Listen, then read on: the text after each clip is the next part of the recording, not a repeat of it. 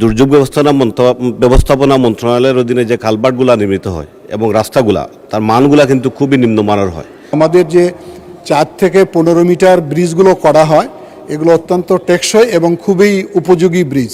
আমি মাননীয় মন্ত্রী মহোদয়ের কাছে একটি ব্যাপারে জানতে চাই যে দুর্যোগ ব্যবস্থাপনা মন্ত্রণালয়ের অধীনে যে কালভার্টগুলো নির্মিত হয় এবং রাস্তাগুলা তার মানগুলা কিন্তু খুবই নিম্নমানের হয়, কারণ তাদের লোকালি ইনফ্রাস্ট্রাকচার বা যে লজিস্টিক সাপোর্ট যেগুলা যে অফিসার্সগুলা বা ইঞ্জিনিয়ার এই সেকশনটা অত্যন্ত দুর্বল।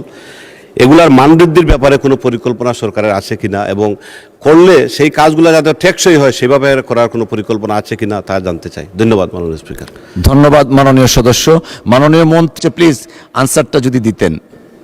না, মাননীয় স্পিকার ধন্যবাদ। একটা জবাবদিহিতার মধ্যে তো থাকা দরকার।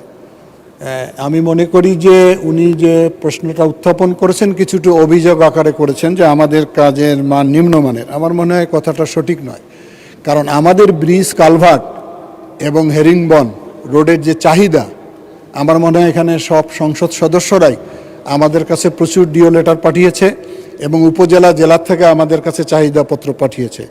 আমি মনে করি এ ব্যাপারে যদি কোথাও স্পেসিফিক কোনো কাজের গুণগত মান খারাপ হয়ে থাকে ওনারা যদি এ ব্যাপারে আমাদের নোটিশে নিয়ে আসে অবশ্যই আমরা সেটা দেখব।